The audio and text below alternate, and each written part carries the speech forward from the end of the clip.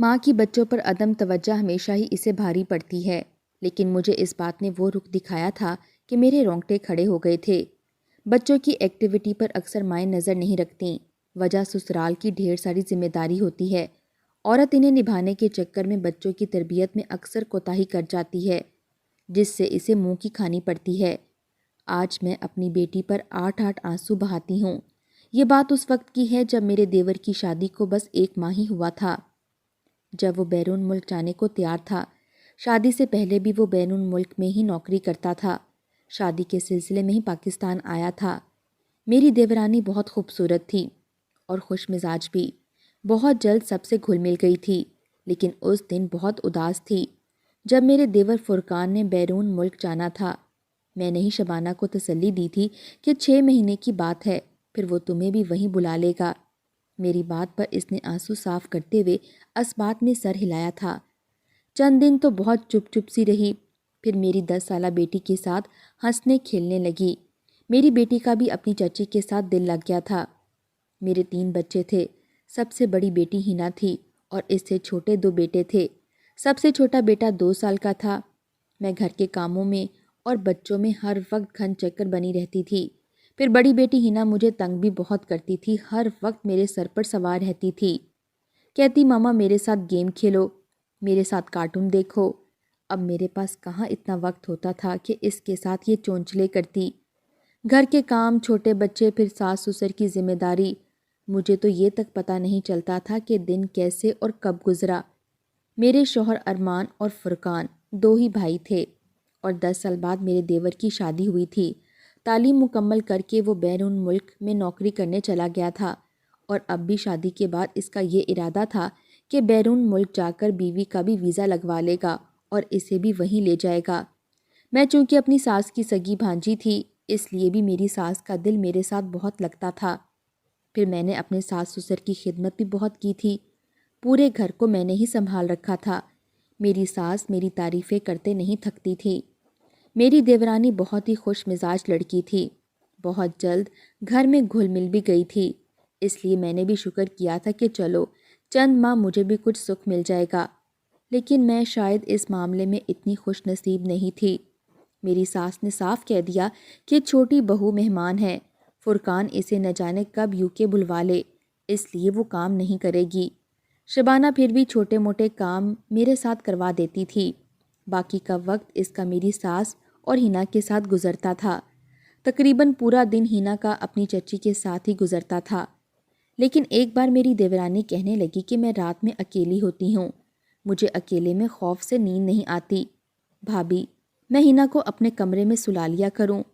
بات اس کی بھی ٹھیک تھی، وہ نئے ماحول میں آئی تھی اور پھر 1 ماہ بعد ہی میرا دیور جا چکا تھا اور ہینا اس سے اٹیچ بھی بہت ہو چکی تھی۔ میں نے اس بات پر کوئی اعتراض نہیں کیا، لیکن میں نہیں جانتی تھی کہ یہ میری سب سے بڑی غلطی ثابت ہوگی۔ جس ماحول میں نے پرورش پائی تھی اور جس ماحول سے میں آئی تھی، وہاں رشتے کے تقدس کو اہم سمجھا جاتا تھا۔ ایسی باتیں گمان میں بھی نہیں آ سکتی جو میری دیورانی نے کر دکھایا تھا۔ میری بیٹی ہینا شبانہ کے ساتھ سونے لگی تھی۔ پہل تو وہ بہت خوش تھی، کہتی کہ امی چاچی مجھے مزے مزے کی کہانیاں سناتی ہیں، میں اب چچی کے ساتھ رہا کروں گی۔ میں نے کہا کہ اچھی بات ہے، تمہارا دل چچی کے ساتھ لگ گیا ہے، لیکن پچھلے چند دن سے میری بیٹی کا رویہ کچھ بدلا سا تھا۔ اسکول کی سردیوں کی چھٹیاں ہو چکی تھیں، اس لیے ہینا اب دیر سے اٹھتی تھی، کبھی شبانہ کے ساتھ لوڈو کھیلتی تو کبھی اس کے ساتھ مل کر کارٹون دیکھنے لگتی۔ چھٹیوں کے بعد جب وہ اسکول جانے کے لیے اٹھتی تو اس کی آنکھیں نیند سے چور ہوتیں، جیسے رات بھر اس کی نیند پوری نہ ہوئی ہو۔ میری بیٹی پڑھائی میں بہت اچھی تھی اور حاضر دماغ بھی تھی، ہمیشہ فرسٹ پوزیشن ہی لے کر آتی تھی، لیکن اس بار اس کے ٹیسٹ پیپر دیکھ کر میں حیران سی رہ گئی تھی۔ ہینا ٹیسٹ میں 0 آنے لگی تھی، اس کی توجہ پڑھائی سے ختم ہونے لگ گئی تھی۔ میں نے ٹیسٹ دیکھ کر ایک تھپڑ اس کے منہ پر مارا تو شبانہ فوراً سے میرے پاس آ گئی، روتی ہوئی ہینا کو اپنے گلے لگا لیا، کہنے لگی بھابھی آپ بھی عجیب ہیں، آپ نے ذرا سی بات پر بچی کا گال ہی سرخ کر دیا ہے۔ ہینا بھی چچی کی ہمدردی پا کر اس کے گلے لگ کر رونے لگی، کہنے لگی امی گندی ہیں، مجھے ان کے ساتھ بات نہیں کرنی، مجھے چچی کے ساتھ ہی رہنا ہے۔ ہینا اس گھر کی پہلی پوتی تھی، اس لیے میرے ساس سسر بھی اس پر جان چھڑکتے تھے۔ میری ساس بھی مجھ پر چلانے لگیں کہ کیا ہو گیا جو اس کے 1-2 ٹیسٹ خراب ہو گئے، تم کیا میری بچی کے پیچھے پڑی رہتی ہو۔ اس طرح کی حمایت بچوں کے بگاڑ کا سبب بنتی ہے۔ جہاں بچے ہمدردی پاتے ہیں اسے ماں پر فوقیت دینے لگتے ہیں۔ ہینا بھی ایسا ہی کرنے لگی تھی۔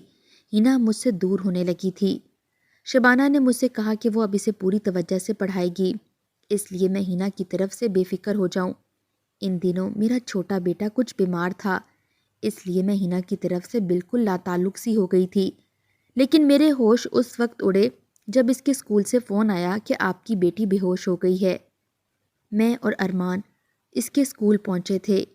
ہینا کو بے ہوش دیکھ کر میرے تو ہاتھ پاؤں پھول گئے تھے۔ میں نے پہلی بار اپنی بیٹی کی طرف غور سے دیکھا۔ مجھے اس کی رنگت پیلی سی لگ رہی تھی۔ ارمان کی تو جان ہینا میں بستی تھی۔ 10 سالہ بیٹی کو وہ گود میں لیے ہاسپٹل پہنچے تھے۔ ڈاکٹر نے کہا آپ کی بیٹی کی نیند پراپر پوری نہیں ہو رہی اور ان کی ڈائٹ پر بھی آپ کی توجہ نہیں ہے۔ کمزوری کی وجہ سے یہ چکرا کر گر گئی ہے۔ ڈاکٹر نے ڈرپ لگا دی اور ارمان مجھے گھورنے لگے، کہنے لگے تمہاری توجہ بیٹوں تک محدود ہے، میری بچی کو تم ہر وقت ڈانٹتی رہتی ہو۔ اس وقت مجھے ارمان کی باتیں بری نہیں لگ رہی تھیں، مجھے اپنی بچی کی فکر تھی۔ کچھ ہی دیر میں ہینا کو ہوش آ گیا تھا۔ ڈاکٹر نے کہا اس کی خوراک کا خاص خیال رکھیں۔ گھر آتے ہی میں ہینا کو اپنے کمرے میں لے گئی، اپنی بچی کو گلے لگا لیا۔ یہ میری کوتاہی کا ہی نتیجہ تھا کہ میں نے اپنی بیٹی کو شبانہ کے آسرے پر چھوڑ دیا تھا۔ مجھے حیرت اس وقت ہوئی جب ہینا مجھ سے پیچھے ہٹ گئی، کہنے لگی کہ اسے چچی کے پاس جانا ہے۔ میں تو ہینا کی بات سن کر ہی حیران ہوئی تھی۔ میں نے کہا بیٹا میں ماں ہوں تمہاری، مجھے کہاں تمہارے بغیر چین آئے گا، لیکن وہ مجھے خود سے پیچھے دھکیلنے لگی اور بیڈ سے اٹھ کر کمرے سے باہر نکل گئی۔ میں حیران تھی کہ ہینا کو ہوا کیا ہے۔ جب میں کمرے سے باہر آئی تو وہ شبانہ کے پاس تھی، اس کے ساتھ یوں لپٹی تھی جیسے وہ اس کی ماں ہو۔ میرا دل پہلی بار بے ساختگی سے دھڑکا تھا۔ میری ساس بھی کہنے لگی شبانہ کو بچوں کو پیار سے سنبھالنے آتا ہے، ہینا کو تم شبانہ کے حوالے ہی کر دو۔ میں نے دل میں سوچا کہ اسی کے حوالے کرنے کا یہ نتیجہ نکلا ہے۔ میری بچی کی رنگت پیلی پڑ گئی ہے۔ میں نے کہا آج کے بعد ہینا میرے ساتھ ہی سوئے گی۔ ڈاکٹر نے کہا ہے کہ اس کی نیند پوری نہیں ہوتی اور اس کی ڈائٹ بھی پہلے سے کم ہو گئی ہے۔ میری بات ابھی مکمل بھی نہیں ہوئی تھی کہ ہینا برجستہ بولی کہ اسے شبانہ کے ساتھ ہی رہنا ہے۔ نہ جانے کیوں لیکن مجھے اب شبانہ سے چڑ سی ہونے لگی تھی۔ نہ جانے وہ کیا باتیں ہینا کے کچے دماغ میں میرے خلاف بڑھنے لگی تھی جو میری بچی مجھ سے تنفر سی بات کرنے لگی تھی۔ لیکن میرے پاس ایسا ٹھوس جواز بھی نہیں تھا کہ میں یہ کہتی کہ ہینا کو میں شبانہ کے پاس نہیں رکھ سکتی، کیونکہ خود ہینا میرے پاس رہنا ہی نہیں چاہتی تھی۔ پھر میں نے نوٹ کیا کہ شبانہ روز رات کو ہینا کو دودھ کا گلاس پلانے لگی۔ سب یہی کہنے لگے کہ شبانہ ہینا کو سنبھالنے لگی، یہاں تک کہ ارمان سے جب میں نے کہا کہ میں اس کی ماں ہوں، جو توجہ یا فکر مجھے اپنی بچی کی ہے وہ کسی اور کو کیسے ہو سکتی ہے؟ ارمان آپ ہی خالہ کو سمجھائیں کہ وہ ہینا سے کہیں کہ وہ میرے پاس سویا کرے۔ لیکن ارمان میری بات سن کر الٹا مجھے ہی لاپرواہ کہنے لگے، تم نے اگر میری بچی کا خیال رکھا ہوتا تو وہ یوں بے ہوش نہ ہوتی۔ اس کی چچی سمجھدار ہے، رہنے دو ہینا کو اسی کے پاس۔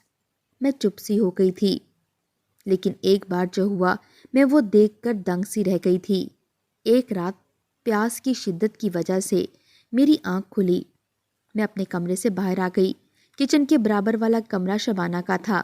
میں نے کچن میں رکھی فریج سے پانی نکال کر پیا اور واپس اپنے کمرے میں جانے لگی تو مجھے اپنی دیورانی کے کمرے سے عجیب و غریب سی آوازیں آ رہی تھیں، جن کو سن کر میں پریشان سی ہو کر رہ گئی تھی۔ میں اپنے کمرے میں آ گئی، لیکن میرا دل بے حد پریشان تھا۔ باتوں کی سرگوشیوں کی آوازیں تھیں۔ پہلے تو میں سوچ میں پڑ گئی کہ شبانہ کے کمرے میں اس پہر کون سرگوشیوں میں باتیں کر سکتا ہے۔ میرا دل عجیب و غریب وہموں میں پڑ چکا تھا۔ جس بات نے میرے ہوش اڑائے تھے وہ یہ تھی، مجھے سرگوشیوں میں ایک مردانہ آواز کا گمان ہوا تھا، جیسے شبانہ کمرے میں کسی مرد سے باتیں کر رہی ہو۔ کون ہو سکتا تھا وہ شخص، وہ بھی رات کے اس پہر؟ پھر میری بچی بھی کمرے میں تھی۔ میں اس قدر پریشان تھی کہ فوراً سے دوبارہ کمرے سے باہر نکل گئی۔ میں شبانہ کے کمرے کے باہر کھڑی ہو گئی۔ ابھی بھی مجھے سرگوشیوں کی آوازیں آ رہی تھیں۔ میں نے جب شبانہ کے کمرے میں کان لگا کر سنا تو میرا شک اور گمان یقین میں بدل گیا۔ میرے حواس ہی گم ہو گئے تھے۔ وہ کسی مرد کے ساتھ پیار و محبت کی باتیں کر رہی تھی۔ میرا سر بری طرح سے چکرا گیا تھا۔ میری بیٹی کی موجودگی میں وہ کس قسم کی باتیں کر رہی تھی اور کس سے؟ مجھے لگا وہ جان بوجھ کر ہینا کو اپنے کمرے میں سلاتی ہے، اور جس قدر ہینا اسکول جاتے وقت نیند سے بے حال ہوتی ہے، وہ یقیناً میری بچی کو دودھ میں کوئی نشہ دیتی ہے تاکہ وہ گہری نیند سو جائے اور وہ کسی مرد کو بلا کر اس کے ساتھ۔ میرا دماغ سوچنے سمجھنے سے قاصر ہوا تھا۔ تو کیا شبانہ کا کسی اور سے چکر چل رہا ہے؟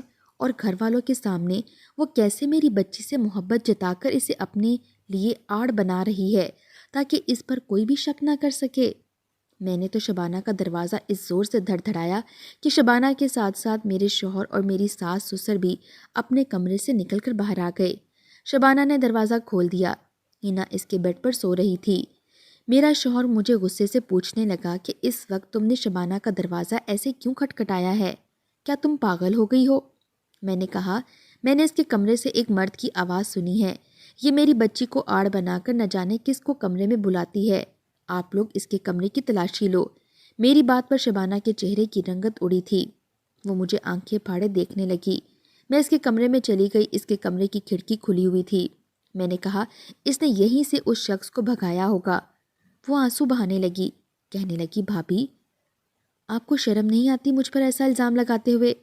اس نے اپنا موبائل پکڑا اور فرقان کا نمبر ملا کر سپیکر کھول دیا۔ وہ اسے کہہ رہا تھا کہ تم نے کال کیوں کاٹ دی۔ وہ فرقان سے ویڈیو کال پر بات کر رہی تھی۔ یہ تو میں نے سوچا بھی نہ تھا۔ میرے شوہر نے پہلی بار میرے منہ پر کھینچ کر تھپڑ مارا تھا، وہ بھی شبانہ کی وجہ سے۔ کہنے لگے، تمہیں شرم نہیں آئی اس قسم کی بات گھر کی بہن بہو کے لیے کہتے ہوئے؟ تم نے یہ سوچ بھی کیسے لیا؟ ارمان تو یوں غصے میں تھے جیسے آج مجھے جان سے ہی مار ڈالیں گے۔ میرے ساس اور سسر بھی غصے میں آ گئے۔ شبانہ روئے جا رہی تھی، کہنے لگی، بھابھی کو میں بڑی بہن سمجھتی تھی، ہینا کو میں نے اپنی بچی سمجھا، اسے بھابھی کی ڈانٹ اور جارحانہ رویے سے بچایا، شاید میری یہ غلطی تھی۔ اتنی سی بات کو لے کر یہ تو میری دشمنی بن گئی ہیں۔ مجھ پر اتنا بڑا الزام لگانے سے پہلے انہوں نے یہ نہیں سوچا کہ اگر کسی کو میرے کردار کے بارے میں شک ہو گیا تو میری تو زندگی ہی برباد ہو جائے گی۔ میں نہیں جانتی تھی کہ یہ مجھ سے یوں بدلہ لیں گی۔ شبانہ کی بات سن کر میں تو یوں تھی، ندامت کے مارے کچھ بول ہی نہیں پائی تھی۔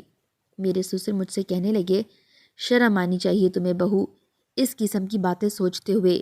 غلطی تم سے ہوئی ہے، اس لیے معافی بھی تم ہی شبانہ سے مانگو۔ مجھے مجبوراً شبانہ سے معافی مانگنی پڑی۔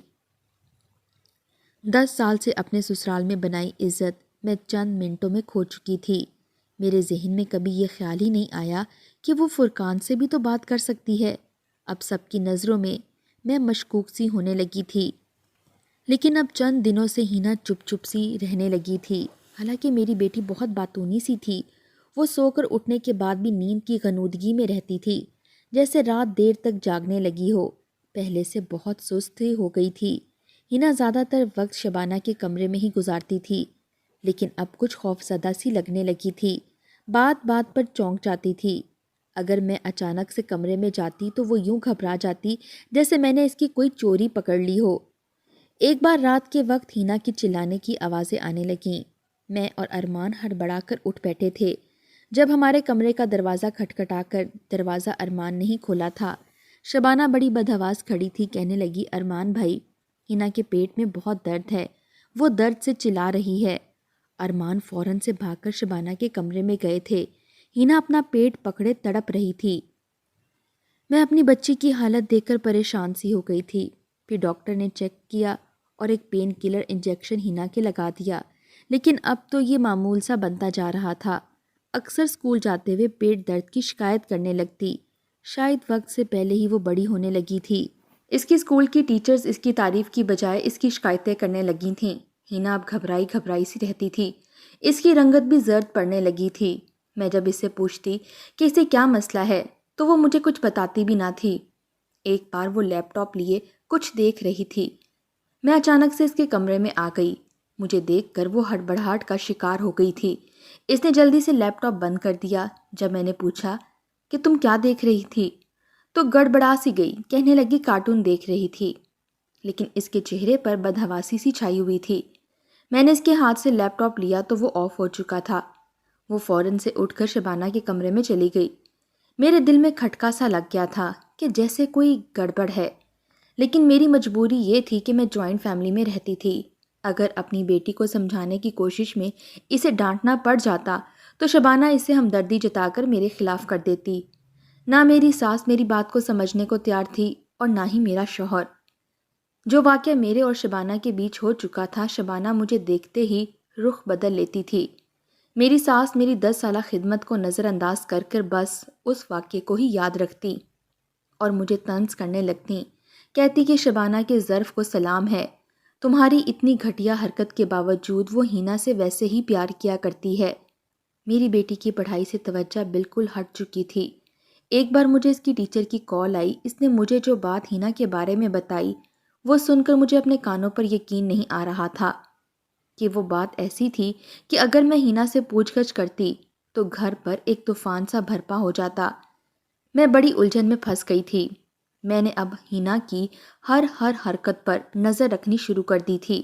میں نے نوٹ کیا کہ وہ شبانہ کے اشاروں پر مسکرانے لگی تھی۔ جب رات کو شبانہ اسے اپنے کمرے میں جانے کا کہتی تھی تو اس کی رنگت کھل جاتی تھی۔ وہ کھانا بیچ میں ہی چھوڑ دیتی تھی۔ مسئلہ یہ تھا کہ وہ مجھ سے کچھ نہیں کہتی تھی۔ ایک بار میں دن کے وقت چھوٹے بیٹے کو سلا رہی تھی۔ اس وقت میری ساس اور دیورانی بھی اپنے کمروں میں سو جاتی تھیں۔ ہینا لاؤنج میں ٹی وی دیکھ رہی ہوتی تھی۔ میں نے دونوں بیٹوں کو سلایا اور رات کا کھانا بنانے کے لیے لاؤنج میں آ گئی۔ پورے لاؤنج کی لائٹس بند تھیں اور ہینا ٹی وی کے بالکل پاس کھڑی بیٹھی ٹی وی کا والیوم بند کیے جو چینل دیکھ رہی تھی۔ وہ دیکھ کر میرے ہوش اڑ گئے تھے۔ وہ ایک غیر اخلاقی سین تھا جو کہ کسی انگلش مووی کا چل رہا تھا۔ میں فوراً سے ہینا کے پاس گئی اور ٹی وی بند کر دیا۔ میں نے کہا، یہ کیا دیکھ رہی ہو؟ تو میری بات سن کر وہ بدحواس ہو گئی، کہنے لگی کچھ نہیں، یہ کہہ کر فوراً سے کھڑی ہو گئی۔ اس سے پہلے کہ وہ دامن بچا کر شبانہ کے کمرے میں بھاگتی، میں نے اس کا بازو پکڑ لیا۔ میں نے کہا، مجھے بتاؤ تم اس قسم کے چینل لگا کر کیوں دیکھ رہی تھی؟ لیکن وہ صاف مکر گئی، بلند آواز میں رونے لگی، جس سے میری ساس کمرے سے باہر نکل آئیں۔ وہ مجھ سے ہاتھ چھڑوا کر دادی سے جا لگی، کہنے لگی یہ میری سگی ماں ہے ہی نہیں، ہر وقت مجھے مارتی رہتی ہیں۔ میری ساس پوتی کو ساتھ لگائے مجھے گھورنے لگی۔ میں نے کہا، یہ نہ جانے کیا کیا ٹی وی پر دیکھنے لگی ہے۔ میں نے ٹی وی آن کر دیا، لیکن وہ روتے ہوئے اپنی دادی سے کہنے لگی، یہ جھوٹ بول رہی ہیں، میں نے ٹی وی دیکھا ہی نہیں ہے۔ میں حیران تھی کہ میری بیٹی جھوٹ بول رہی تھی۔ مجھے اس پر بے تحاشا غصہ آنے لگا، جی چاہا کہ منہ پر ایک زوردار تھپڑ مار دوں۔ میری ساس میری بات سننے اور سمجھنے کی بجائے الٹا مجھے ہی باتیں سنانے لگیں، کہنے لگی تمہارے دماغ میں تو شاید کوئی خناس ہی بھر گیا ہے۔ پہلے شبانہ پر تم نے اتنا گھٹیا الزام لگایا تھا، اب تم اپنی چھوٹی سی بیٹی پر لگا رہی ہو۔ مجھے لگتا ہے تم پاگل ہو گئی ہو۔ خبردار جو آج کے بعد تم میری پوتی کے پاس بھی آئی تو۔ میری ساس ہینا کو اپنے کمرے میں لے گئیں۔ میں حد درجہ پریشان تھی۔ اس کی ٹیچر نے بھی مجھ سے یہی شکایت کی تھی کہ وہ لڑکیوں کے ساتھ نازیبا قسم کی گفتگو کرنے لگی ہے، آپ اپنی بیٹی کی ایکٹیویٹی پر نظر رکھیں۔ لیکن ایسے ماحول میں میں کیا کر سکتی تھی؟ ارمان میری کوئی بات سننے کو تیار نہ تھے۔ شبانہ نہ جانے مجھ سے بدلہ لینے کے لیے میری بیٹی کے ساتھ ایسا کیا کر رہی تھی، میری راتوں کی نیندیں اڑ کر رہ گئی تھیں۔ یہی کچھ نہ تھا کہ جب میرے دیور نے UK سے ایک موبائل ہینا کے لیے بھیجا تھا، اب تو ہینا ہر وقت اس موبائل کے ساتھ لگی رہتی تھی۔ میں اگر روکتی ٹوکتی تو مجھے کوئی کچھ کہنے نہ دیتا۔ میں دل ہی دل میں شبانہ کے ویزا لگ جانے کی دعائیں کرتی تھی کہ وہ یہاں سے چلی جائے تو میں اپنی بیٹی کو سیدھا کر سکوں۔ لیکن 1 سال گزر گیا، نہ میرا دیور واپس آیا تھا اور نہ ہی شبانہ کا ویزا لگا تھا، اور ہینا یوں تھی جیسے میں اس کی ماں ہی نہ ہوں۔ میں بے حد پریشان ہو کر رہ گئی تھی۔ ایک بار میں دھلے ہوئے کپڑے چھت سے اتارنے گئی، شام کا وقت تھا۔ جب میں اوپر پہنچی تو ہینا پہلے سے چھت پر تھی، اپنے شولڈر کٹ بال کھولے سامنے چھت پر کھڑے نوجوان لڑکے کو دیکھ رہی تھی۔ وہ لڑکا بھی اسے ہی دیکھ کر مسکرا رہا تھا۔ یہ دیکھ کر میرا دل دھک سے رہ گیا تھا۔ اس کم عمری میں میری بیٹی کن چکروں میں پڑتی جا رہی تھی۔ میں نے اسے پکارا تو وہ ڈر گئی۔ وہ لڑکا بھی فوراً سے اپنی چھت سے نیچے چلا گیا۔ ہینا بھی جلدی سے چھت سے نیچے اتر گئی۔ میں یہ نہیں سمجھ پا رہی تھی کہ کیسے اپنے شوہر کو اس بات کا یقین دلاؤں کہ ان کی حنا کے ساتھ بیجا حمایت کون سا دن دکھا سکتی ہے، لیکن میری کوئی سننے کو تیار نہ تھا۔ ایک دن وہی ہوا جس کا ڈر تھا۔